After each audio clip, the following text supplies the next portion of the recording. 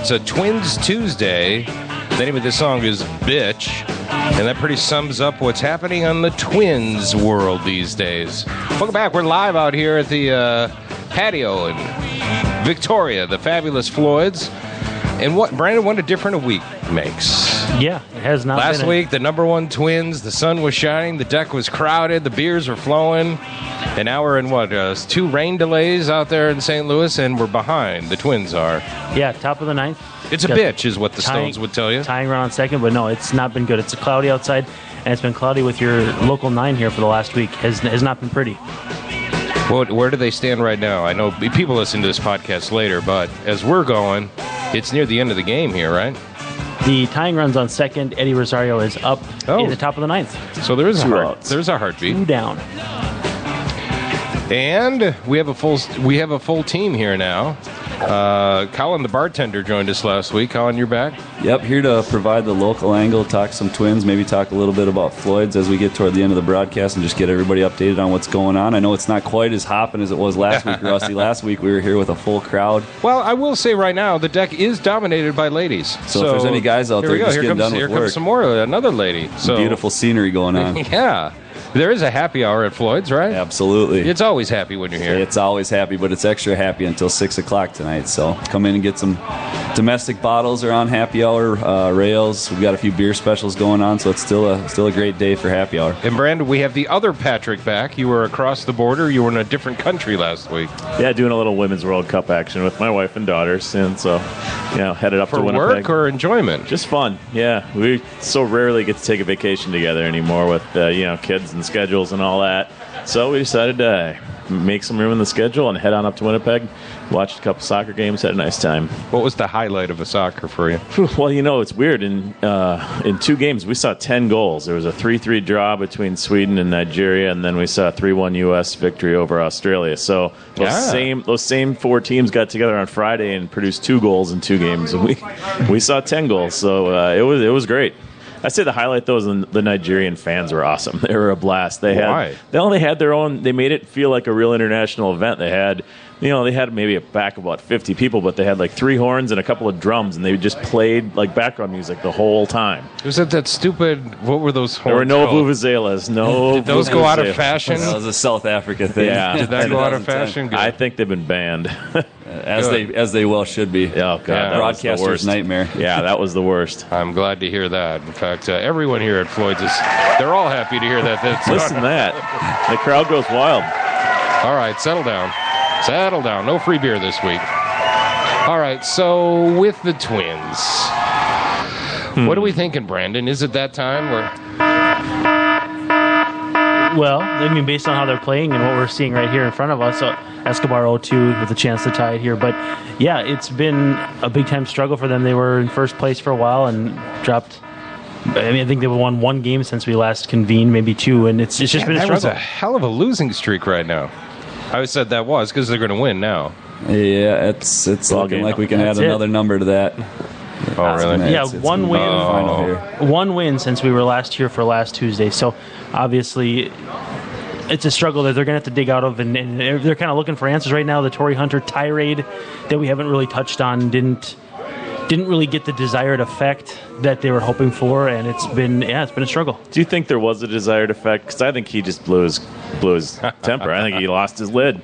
I don't think he was saying, I'm going to get everyone fired up. I think it might have been the frustration of everything that the team was going through, in addition to him not getting the calls that he wanted. But I don't think that was calculated, do you? To me, it's probably not really super defensible either way. No, not at all. It was a bad call and a blowout, and you take the jersey off. Was it that awful of a call that got him, though? Yeah, I mean, it's a call you probably see 3 or 4 times in any given game, just not for a strike 3. And I think that it was a weirdly placed gesture to fire your quote unquote leadership bullet at that time.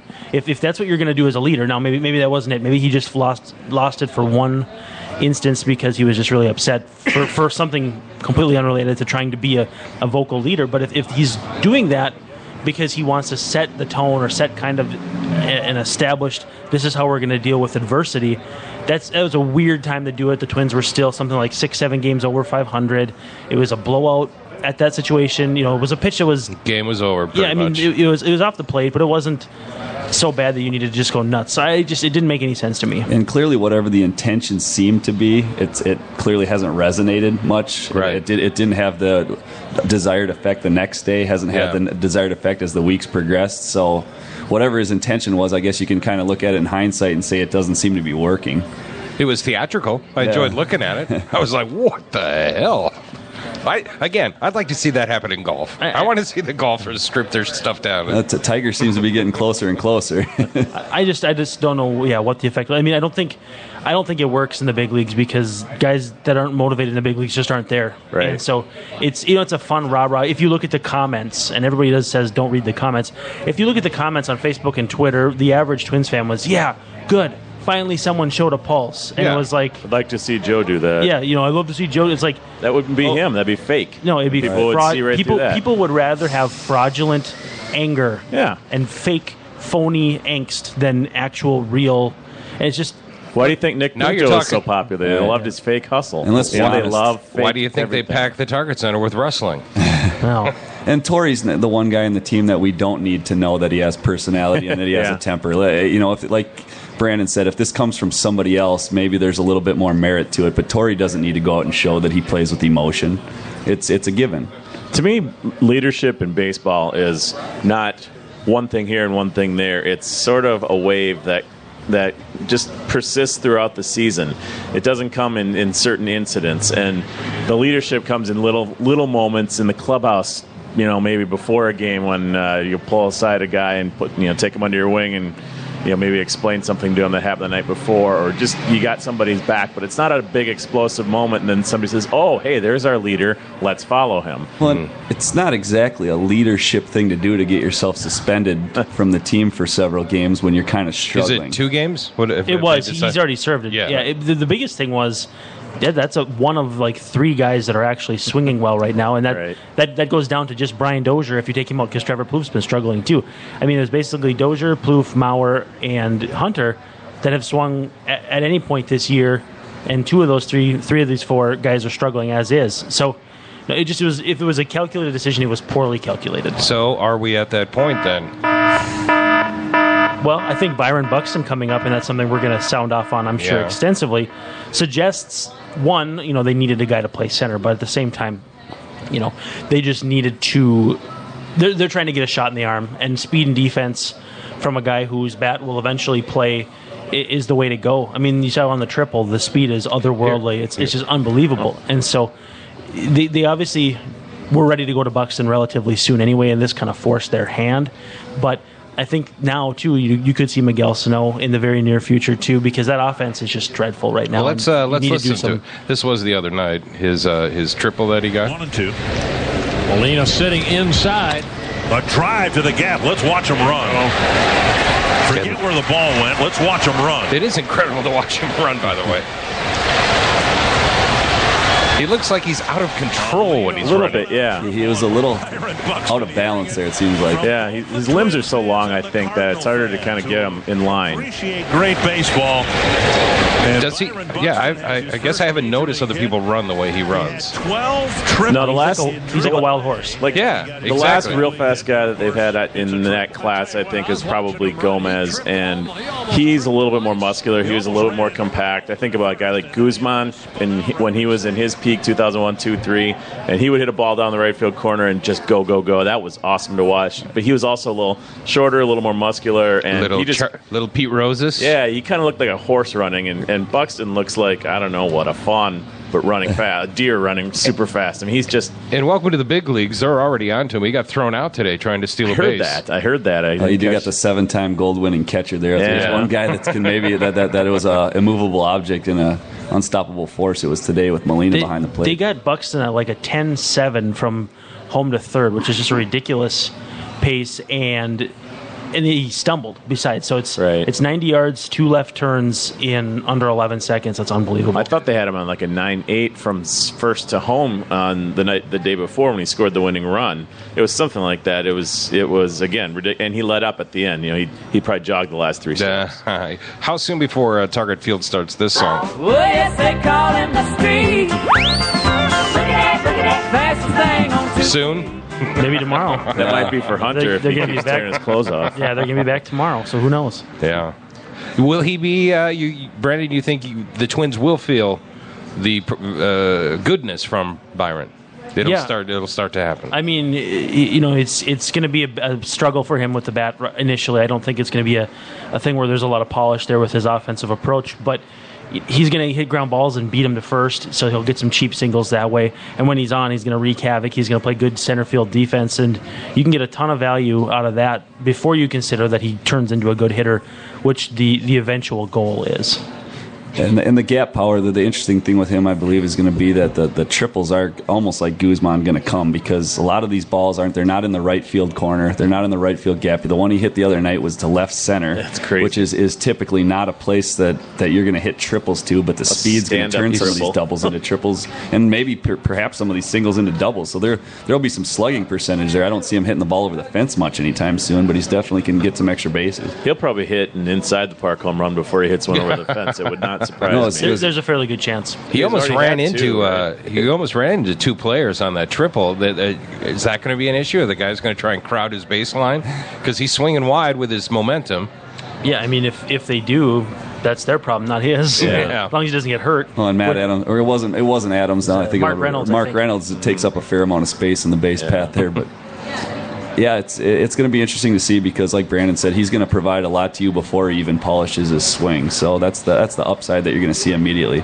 I will say, as a conditioned Twins follower, that I held my breath when he hit the wall on that fly ball, and he laid down and was holding his head, and I just, oh my God, I thought that would just be perfect. That'd be absolutely what they want. Last year he had the wrist, and he finally came back, and then he almost, like a motorcycle crash in right center field with, was it Kwasnicka, I think? Yeah, so.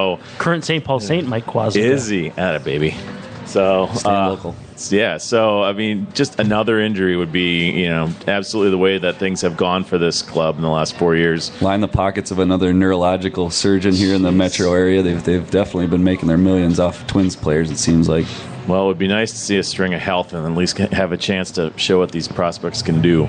So, Brandon, how soon do you think Sano is coming up? Well, I've heard some whispers. I can't substantiate them yet, but it sounds like it could be real soon, maybe by the end of June, maybe sooner. And I think it boils down to how Kenny Vargas plays over the next few days, because if the DH situation shakes out where Vargas continues to struggle, there's literally no reason not to go get him and install him as the DH.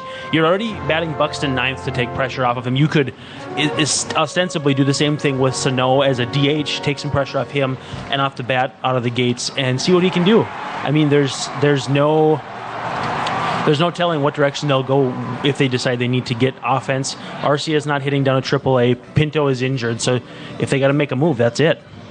And MLB.com did have an article this week, or earlier today, I believe, or yesterday, where Paul Molitor was quoted as saying that whether it's sooner or later, every day that goes by, they're closer to getting him. He said it could be a couple weeks, it could be September, but he's kind of leaving that door open. As Brandon said, there is a demand right now for a power-hitting right-handed bat in this lineup a little bit with Plouffe and Dozier, slowing up a little bit. Follow the segue. If you have a demand for Coors Light, come on out to the patio here at Floyd's because we got the bucket specials going on. Did we mention our specials yet?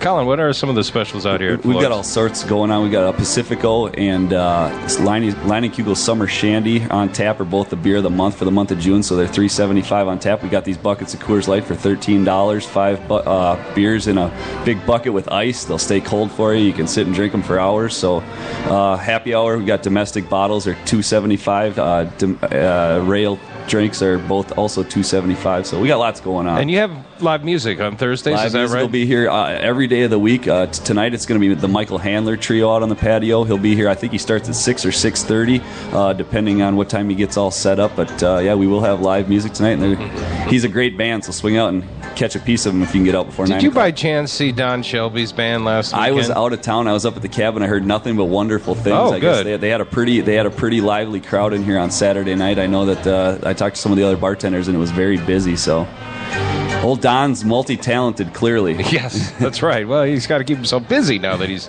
not at the big WCCO. Like I am every Friday morning. I'm on WCCO Channel 4 this week. You can see my review of what am I reviewing? Inside Out, a new movie from Pixar, directed by Minnesota's own Pete Docter, who won the Academy Award for Pixar's Up.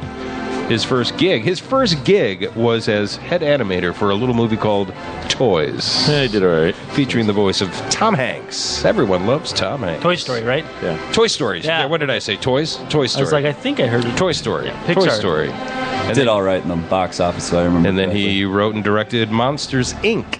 And now he's got this new one called Inside Out. I won't give my review. You'll have to tune in Friday morning. Have you seen it yet? I did. I saw it last night. All right.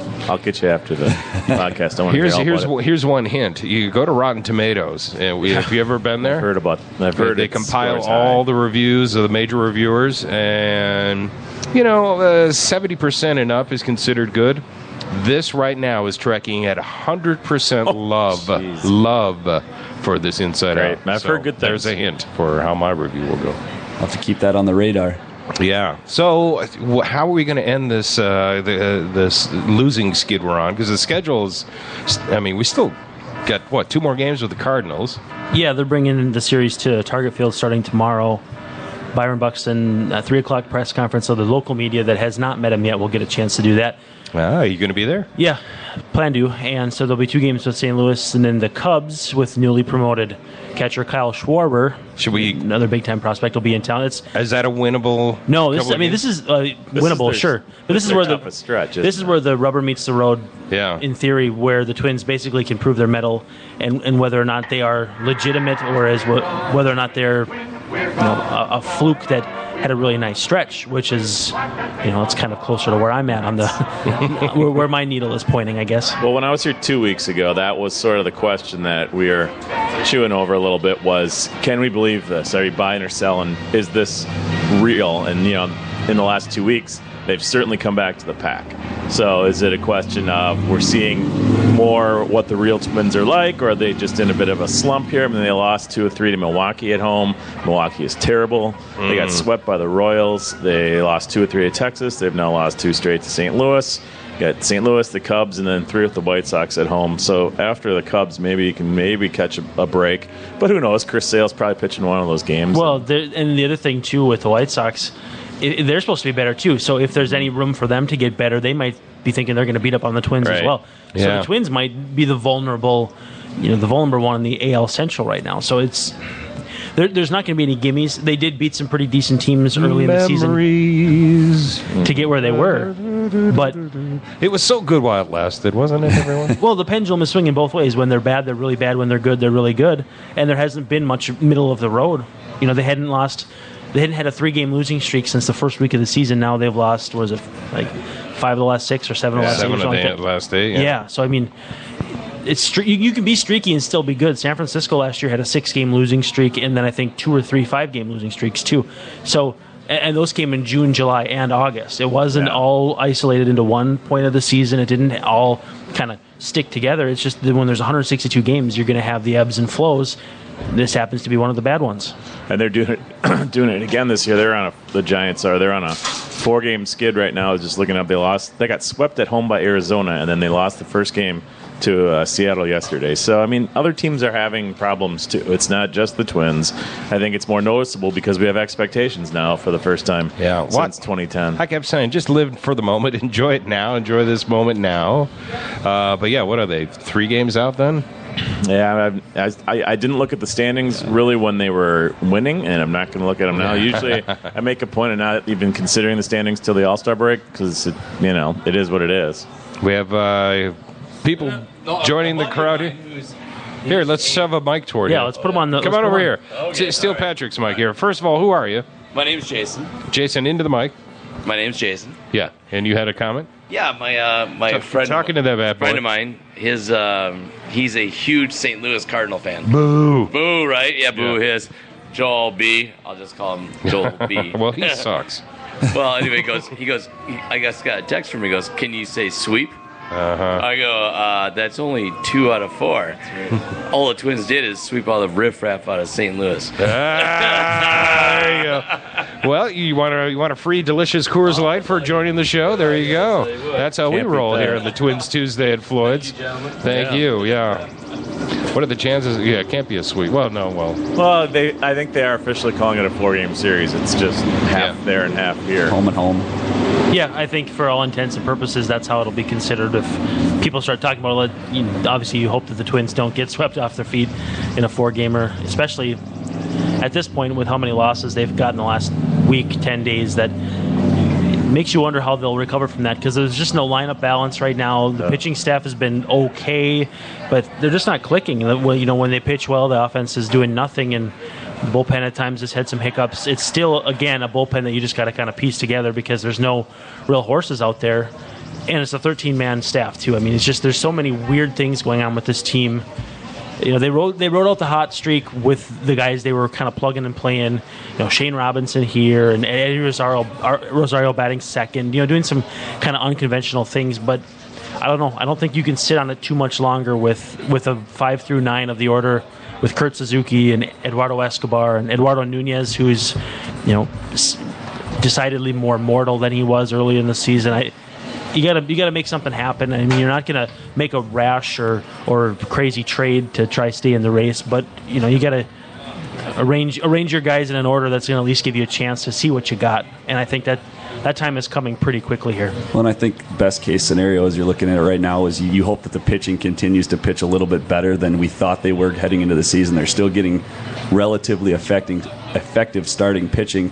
You just hope that maybe some of these bats come alive. Is it maybe that Sano's going to get brought up? Is it that Santana's going to provide even more of a spark once he gets back? I know I just read today that he's supposed to be going down to AAA to start preparing for potentially July 5th is what it's looking like. I think there's going to be 3 starts there. He started at extended against Tampa Bay maybe last week, and he's been working through some things, and he'll probably get 3 starts at AAA and then hit the ground running. And that's something we'll discuss here today, too, is probably whose spot he'll take, because everybody's got their opinions, I'm sure, and we've got plenty of people at the table today, so there'll be hopefully no shortage of differing opinions, so we can actually have a discourse here. The interesting thing with this pitching staff right now is it seems like 2 of the more reliable guys historically for this team in Gibson and Hughes have been a bit shaky. Some of the better pitching's been coming from guys that we were thinking we could write off quickly for a spot for Santana. It seems like Pelfrey's been pitching quite a bit better. May has been pitching much better. So it's do you want to throw out the guy that's pitching well right now because historically he's pitching better than he looks like he should, or do you want to go with the hot hand and maybe have to look at bumping somebody like Gibson? But what are the chances you're gonna roll with a guy like that? It is interesting. The 2 guys who did not make the rotation coming out of spring training before Santana got suspended that are pitching now are May and Pelfrey, and they're both probably their most consistent guys. Gibson had another decent start today. They're right now kind of in a situation where if you give up a couple runs early, it just feels like they're toast. And that has been the problem with May and Gibson and a lot of those guys in this last 10 games. And kind of the funny thing is that the one really bad start we've had from the rotation the last 2 times through was Pelfrey at Texas. And that's the one game when they actually hit. They got 7 runs. And, of course, that's the one where they give up 11. Now you mentioned off the air when we were chatting about what we were going to do today about Joe Mauer at first base with the play where he went to first with runners on first and second and 1 out, and he didn't try for the double play, and it ended up resulting in 2 runs, which ended up being, I think, was essentially the game winners. Yeah, essentially the 2 runs that gave the Cardinals the margin of victory today. What does that mean for Gibson? What does that mean for Mauer? We kind of want to break that down a little bit, but for me, it does speak to the fact that Joe Mauer is struggling not just at the plate. Right. And I thought when I kind of was like diagnosing the play in my head, where he fielded it and how his body was turned, kind of was pointed towards first base, but then when you kind of go slow with it, the base runner wasn't even halfway. Quick rotation and a throw from Mauer, who's got a pretty good arm. You're going to probably start, if you don't start a double play, you're still going to limit them to 1 run with the next hit. Mm-hmm. Assuming all things being equal, it plays out the same way. So it's really disappointing to see Mauer's struggles, either going out to the field with him at first base or he's not as polished as I think people had expected him to be at first, not only as a fill-in there while he was still catching, but now in his second full year as a full-time first baseman. He just doesn't always look completely natural playing that position. It doesn't look like the position he played growing up his entire life when the ball gets hit to him. And it's not. But, yeah. And Monday night, there was a bunt, and he went in and fielded it well. And he had a play at second base on the runner. And you can hear on the telecast, you can hear someone screaming, probably the catcher, usually screaming, "2." And he didn't even look at second, and he just took it, or he went and he either flipped it to Dozier or he tagged the runner. I can't remember. I think he tagged the runner. But it seems like he's got in his head right now, well, if I get the ball, I'm just going to take the sure out and keep it safe and not try to do anything. And I'm not sure if this goes back to, I think it was the Kansas City series at home, or was it at Texas, where they had Malone, I think, had a runner picked off, and Mauer threw it down to second, and it hit the runner and skipped into the outfield. And I played first base my whole life when I was playing, and I know that could be a tricky throw, and he actually did step in. Especially for a righty. Right, and he stepped towards the mound. He gave himself a good angle, and the throw just kind of tailed on him. And something we saw a lot from his catching in his last couple of years, too, on throws down to second, the throws would tail. So this one looked a lot like that. And I wonder if he's bringing that to the field with him. But the lack of confidence, I have never seen him look the way he does at the plate right now, and it's not just his swing. Last night Monday night he led off the ninth inning, top of the ninth. They're down 3-2, and he looked at 3 straight fastballs on the outside corner or just off the outside corner. Didn't offer at any of them, and you just got to wonder, is he not seeing the ball right? Is he just not confident, or is he? Another sign here is maybe he's just not getting the calls that he used to. The umpires don't have that respect for him anymore that they once did. And he's not getting, that extra couple inches off the plate. I don't know what it is, but it's eerie to watch him do this after what we know what he's capable of doing.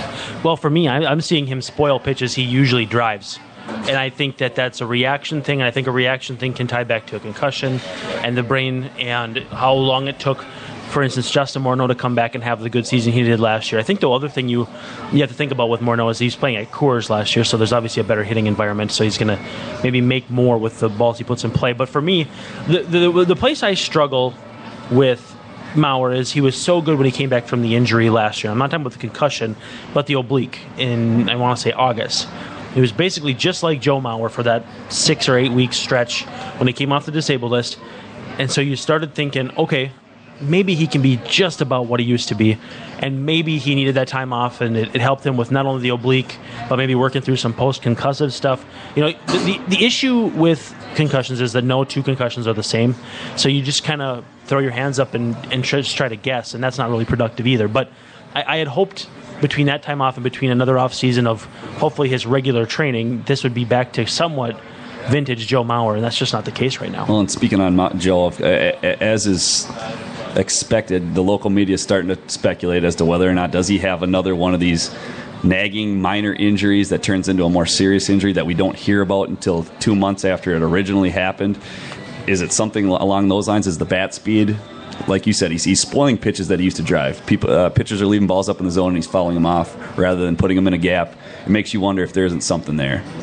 Yeah, I mean, the Twins haven't indicated at all that there's anything going on with him, and nor would they, because they're still really mindful of his image and his feelings. But I do think that the time for treating him like he's something special or different is probably past. They need to treat him like anyone else. If there was any other player on the team who is their number 3 hitter who's hitting 250 with no power and not drawing many walks and striking out a lot, he wouldn't be hitting number 3 anywhere. Yeah, I mean, he's got to have the lowest OPS of any regular number 3 hitter in the majors. Yeah, I believe that's accurate. And at some point, take the pressure off of him. Get him down in the 6 or 7 spot. Maybe with Buxton coming up, the move is put Buxton at the leadoff and Dozier batting third. That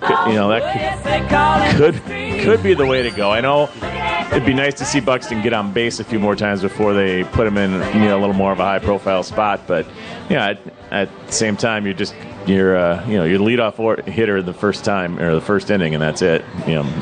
Yeah, Exactly. it's not like people are going to pitch him any differently either. The book's pretty much out on Buxton from a scouting report standpoint. Pitchers know what they can and can't do to him. Now it'll change and it'll evolve as he goes through the league a couple times. But it's not like this rookie kid that people aren't going to know how to approach. So I think it's, Francisco Lindor's hitting second for the Indians today.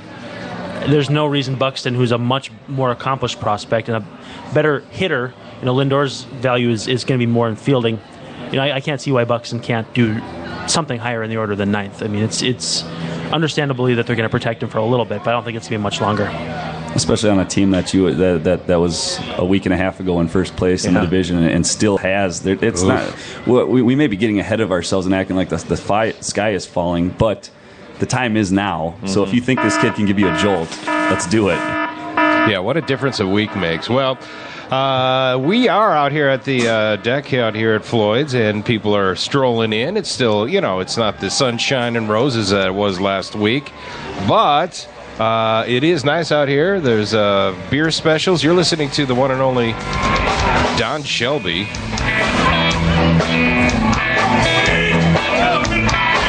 Yeah, that's our news anchor, former news anchor, saying Six Shot Love. May have taken the wrong career path. No, he's singing with Six Shot Love. It's midnight hour. Anyway, that was Don Shelby. Not from last week, though. He got good reviews, we hear, when he was out here playing live last week. Do we know who's playing live here tonight? Tonight it'll be the Michael Handler Trio. He's a local guy. He plays here pretty regularly, once or twice a month, and little mix of blues, rhythm, soul. He plays a little bit of everything, and it's a good Tuesday night mix. He'll be out here till about 9 o'clock on the patio, so make sure you get out to Floyd's and come on, listen to some live music. Maybe have a margarita, bucket of beer, some wings. All right. We're going to take a break. We're going to be right back. To my baby, give me all good love. I was singing with them Jezebels under perfume sheets.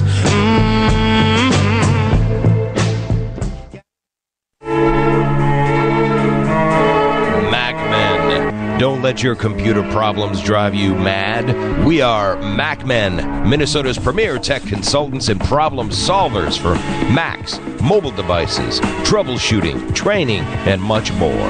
No more dragging your computer all over town because we come to you. We love making house calls to your home or small business. MacMen. Call 612-345-8005.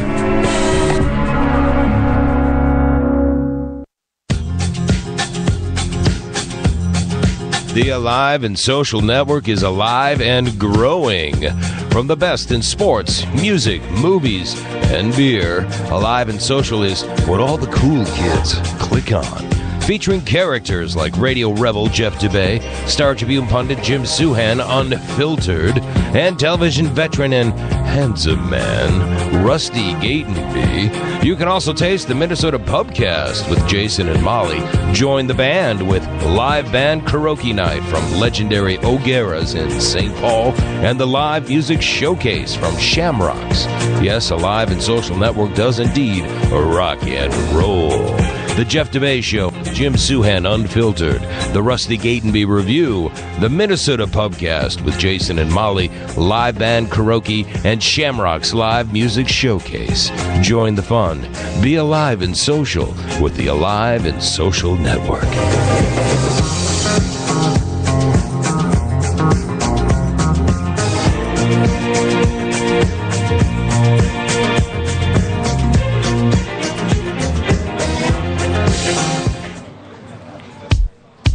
She about to go in. She likes that low end. That's right. We're getting our groove on now. Little Snoop Dogg for a Twins Tuesday. Come on, Brandon, shake it. Nobody wants to see that. Too fly for words, and where I'm at now, Nobody wants to see The that. two ladies down front here may want to see that. No, nobody wants to see think that. about her name, Mark. Take a vote. Raise your hand if you'd like to see Brandon shake it. They're laughing. See, she so I'm not does. sure what that indicates. The other Patrick raised his hand, though. That's disturbing. How many buckets has he had? Maybe he should. If she with it, if she ain't, then I know Yeah. I want her down, 'cause the partner throws No. shots every time I Anyway, yeah, we're live out here in Victoria at Floyd's, having a wonderful, even though it's over Sportcast, having a wonderful afternoon out here on the deck. The Twins, they did it again.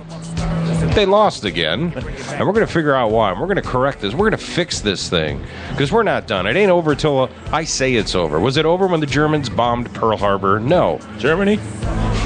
He's on a roll. No, no, it wasn't. He's on a roll. So what needs to be done, gentlemen? They're coming home. What needs to be done?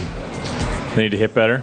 That's kind of the. I mean, I can tell you what the outcomes are. I'm not sure how they're going to get there. That's anybody's guess. But yeah, they need to crank up their offensive production. So if you're the batting coach, what do you do? No. Right now I think they're drawing one fewer walk per game than they were last year. Not sure if that's an indication of them just having more strikes thrown at them, or if they're getting more impatient. But that's part of it. Everyone's just got to improve their game, the thing that they can do. Stop trying to hit 8-run homers. You're not going to be able to do that. Go up there and just try to string hits together and be patient and make the pitchers work. I just don't see an offense that commands respect right now beyond number 4. I mean, past Trevor Plouffe, there's just nobody on that offense that commands respect. You throw them strikes and make them put it in play, and Kurt Suzuki's not driving the baseball right now. Eduardo Escobar's not driving the baseball right now. Shane Robinson's not driving the baseball right now. And so you just throw those guys strikes, and it's not going to be much of a struggle for opposing pitchers, as we've seen over the last 7 to 10 days. Okay, 2 of those 3 guys you just mentioned hit triples in the same inning.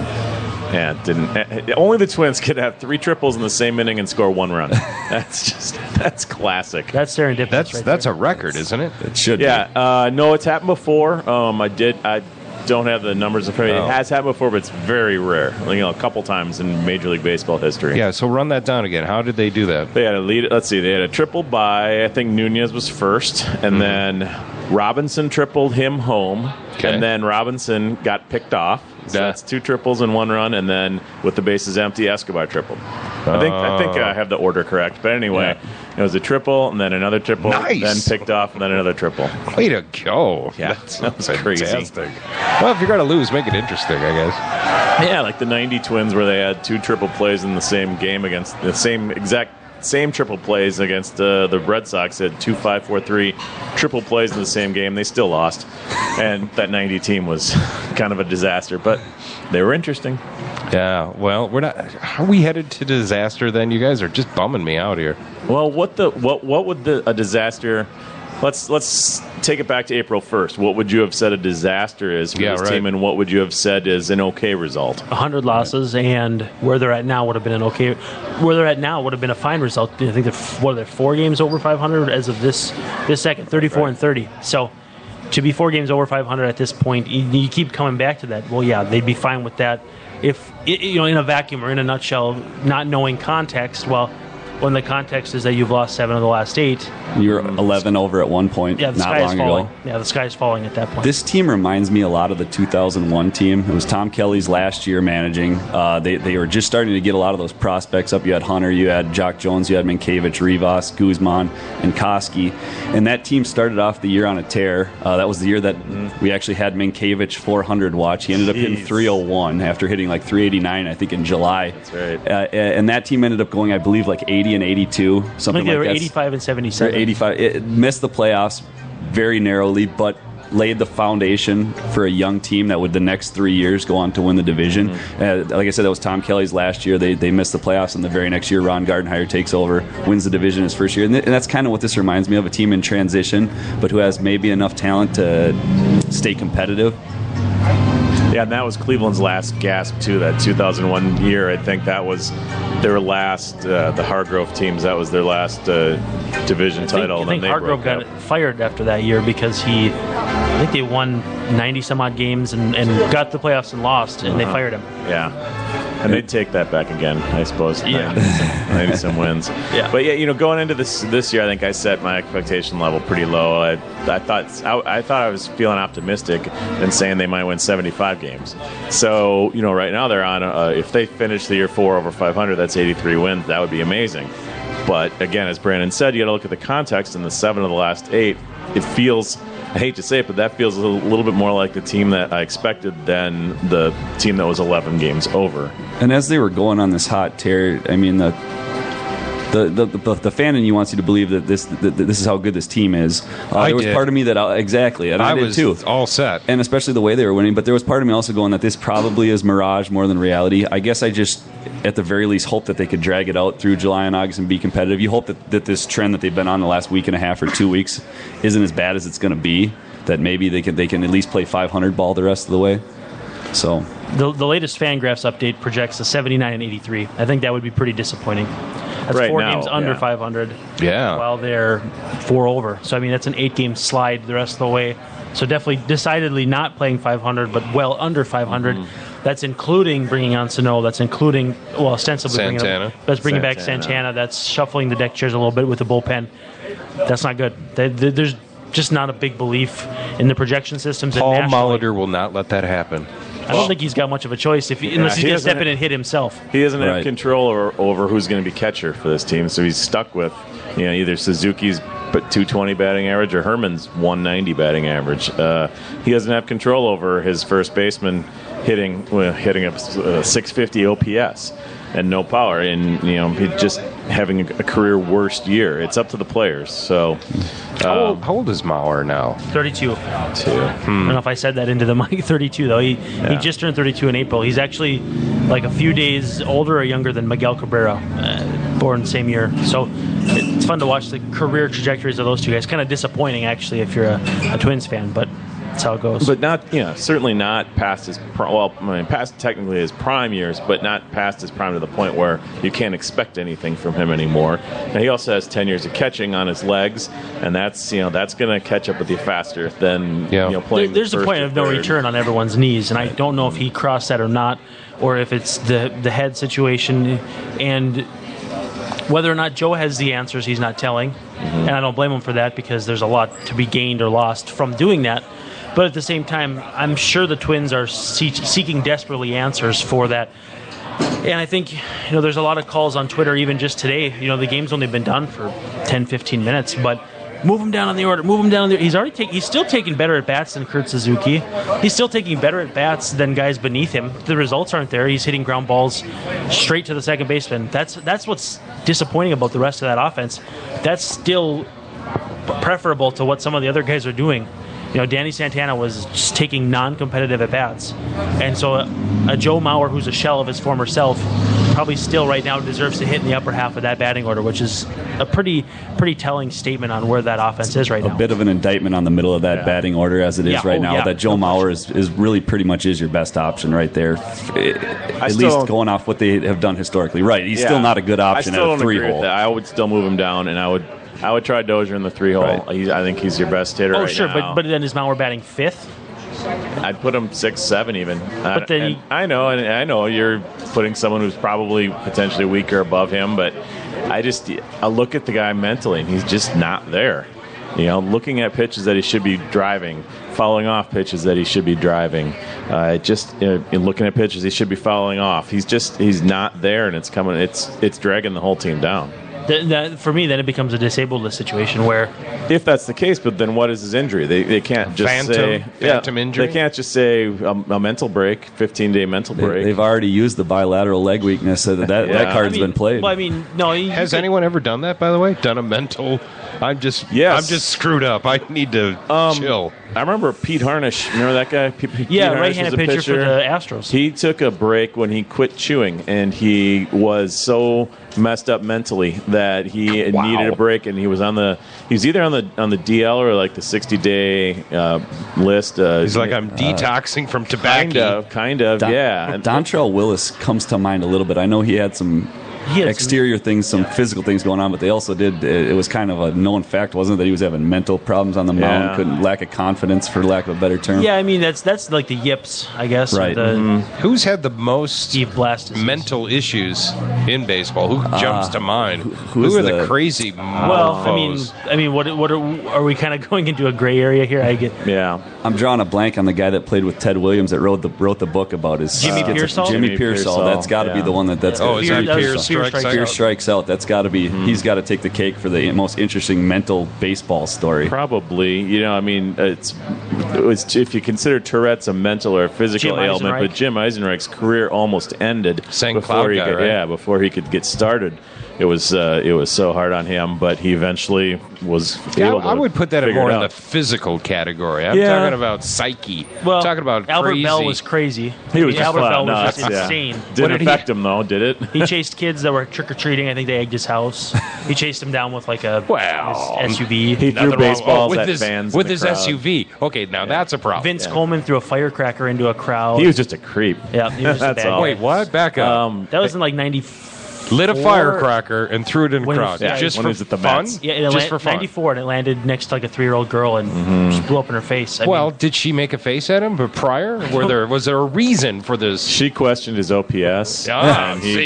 he got so On a She's podcast. lucky it was just a firecracker. exactly. right. Could have been much worse. Yeah, but I mean, you talk about loose cannons. That's Yeah. one thing too. I mean, those are the names that come to mind for me, just off the top of my Torrey head. Hunter almost made the list the other night. Well, and is that his worst outburst, or is whipping the baseball back Whipping at Danny it, Baez? right. Was it Danny Baez? I believe so, with Where Cleveland, correct? he was hit by Yeah. a pitch in like 2002 or 2001. Threw the ball right back at him. You're talking about on the field, right? Yeah. Because, I mean, he also took a swing at Justin Morneau in the clubhouse in 2005. And did he hit Nick 6? Punto? I think he hit Punto instead.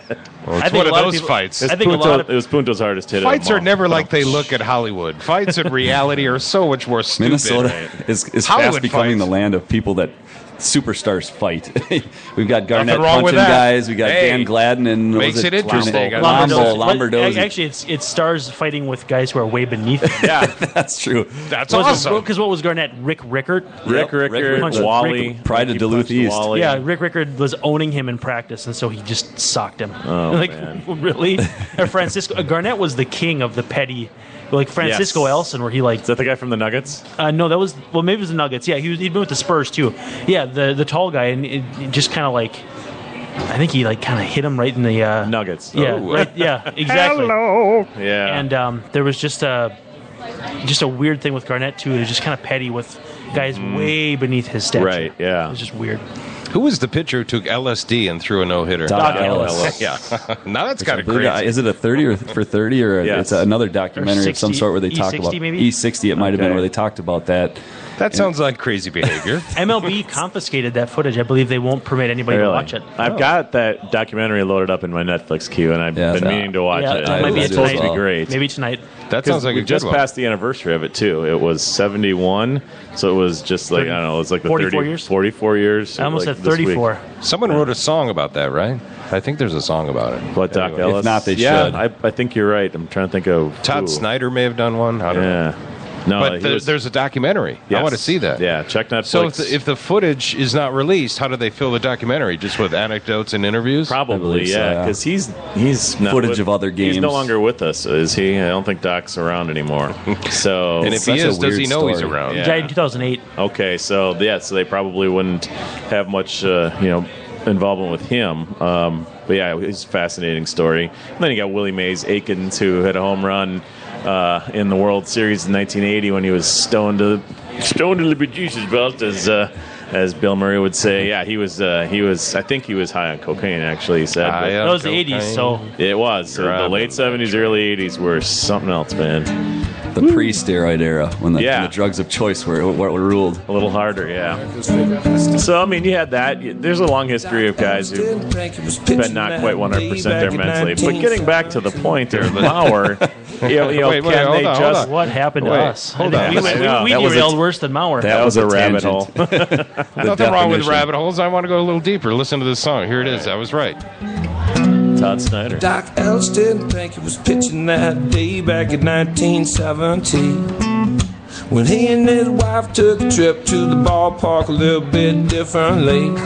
So by the time that he hit the bullpen, half the world had melted away.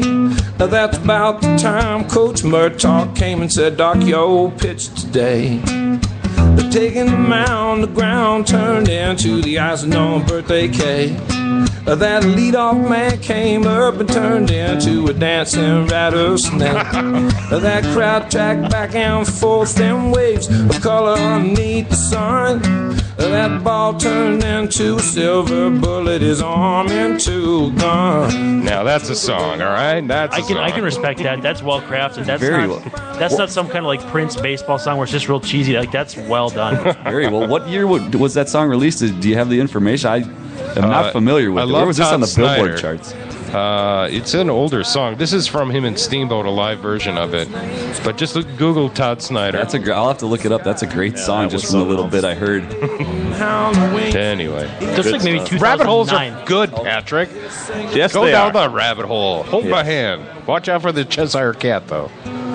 All us millennial types getting acclimated with what happened in the 70s. We weren't there to see it, so we got to hear about it on the radio. Well, we've got freedom of format here. So All right, that's Brandon, what okay. else you got? Well, let's break down. I mean, we're not quite to the 5th of July, but we can refine and hone in as we get closer.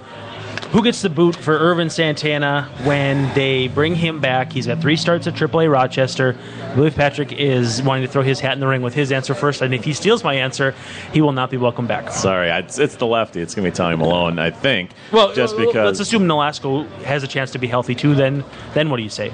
if Nolasco has already replaced Malone. Yeah, Is that what you're saying? That's the other caveat. We can consider. Let's consider both ways. Okay, so if it's the first one to go, I think will be Malone unless he does something that he hasn't done all year in the next 3 weeks, which Including is, at AAA? Well, no, he was great at AAA, but I was going to say establish himself in the major leagues. Right. So if he can do that, then all bets are off. But I'm assuming he'll be the first one to go. After that, I don't know if they think they can get Nolasco and Santana into this rotation. I wouldn't be surprised to see Molitor go the 6-man for a few turns through just to see who's going to sort themselves out. Who wants this job bad enough? Yeah, right now the other 4 guys are pretty dead even. I definitely like Patrick's answer. That's definitely the most logical. I guess I'm going to play the Debbie Downer role and go a little outside the box. I'm going to say it's going to be Mike Pelfrey. The last start was not strong. I felt a little bit like he's been dancing on the water. He's been very close to the edge there, getting some timely ground ball double plays, getting some line drives at people. I'm thinking maybe that this trend, this last start of his may end up being a trend. He'll be the short man out, and Santana will take his spot as righty for righty. Yep. For me, it begins and ends with Pelfrey, and that's. I'm glad none of us said Trevor May because, for my money, he's been the best Twin starter this year. He's not the most talented necessarily. I think that's Phil Hughes. He's not been the best ERA-wise. I think that's probably Pelfrey.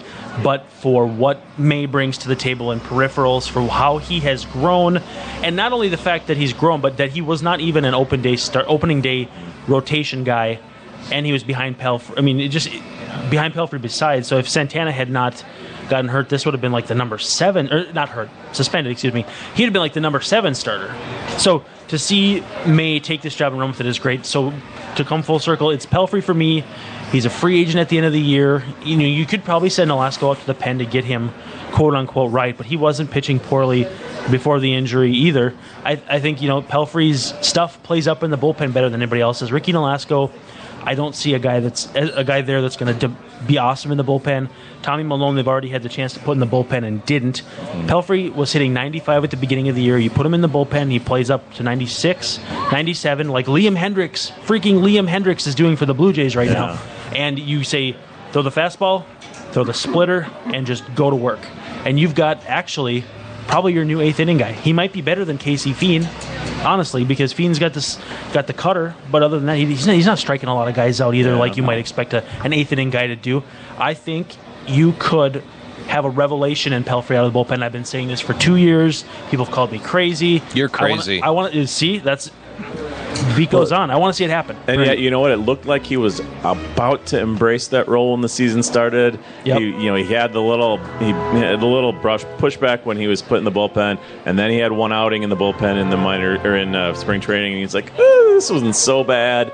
And then he got back in the rotation, and now he's had this taste of success. I'm worried that putting him back in the bullpen will mess with him mentally. But here's the thing.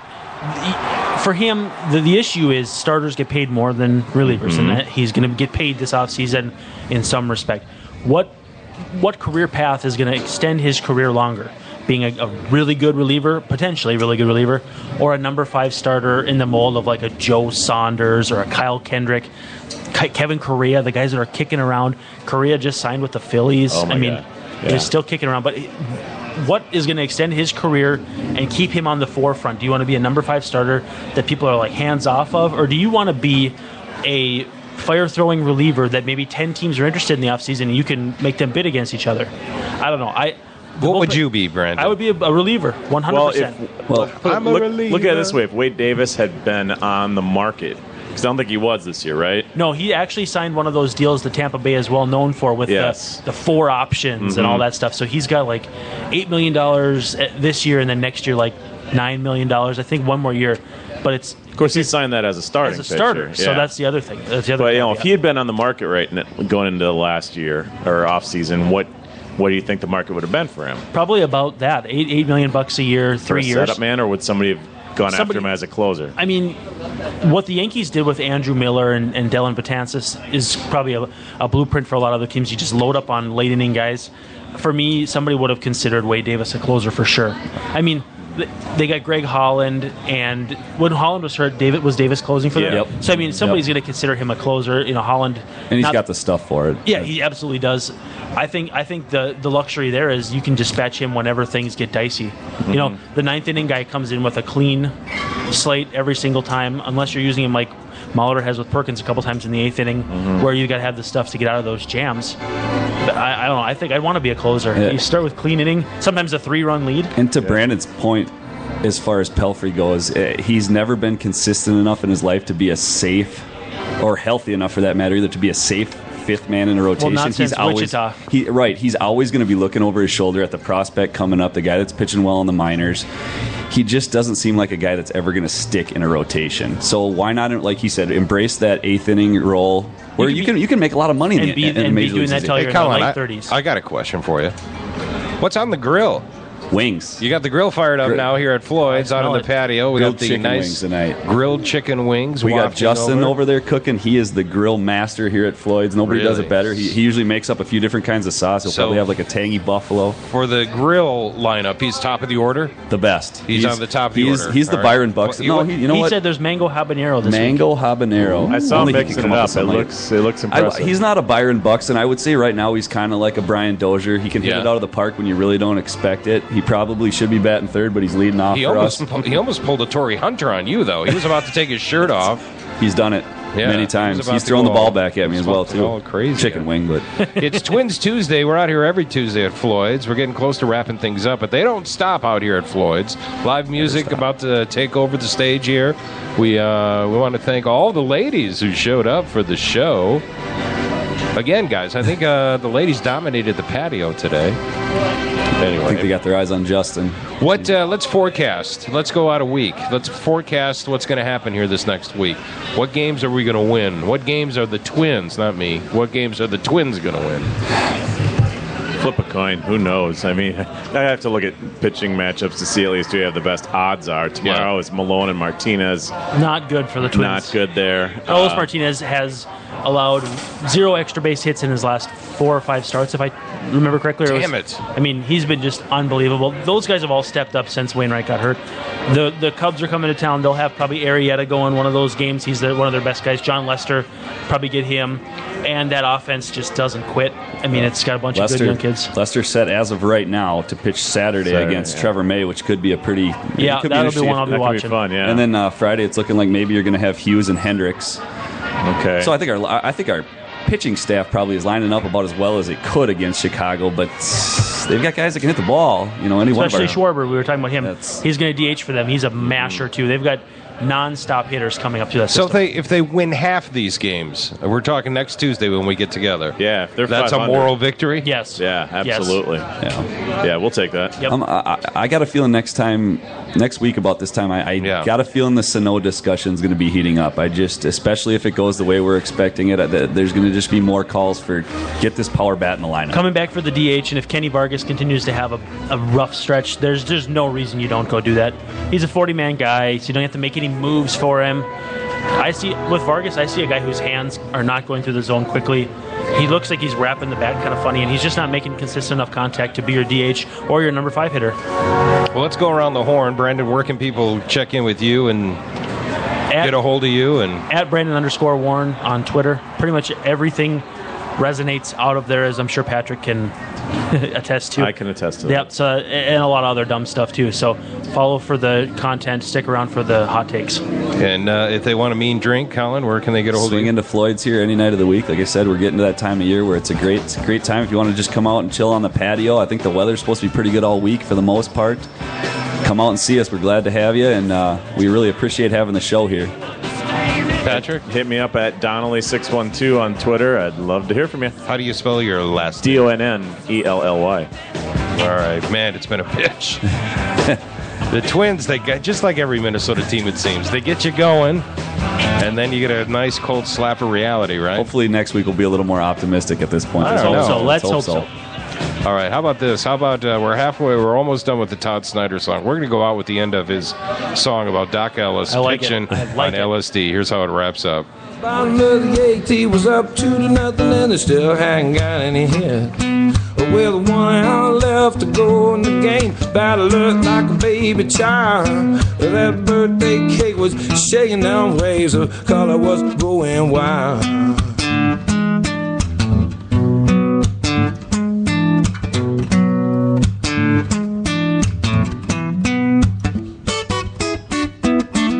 By the time that he mowed the last man down, he was high as he'd ever been. Laughing to the sound of the world going round, completely unaware of the wind. And while the papers would say he was scattered that day, he was pretty as a pitcher could be. The day Doc Ellis of the Pittsburgh Pirates threw a no-hitter on LSD. I took a look all around the world one time. I finally discovered you can't judge a book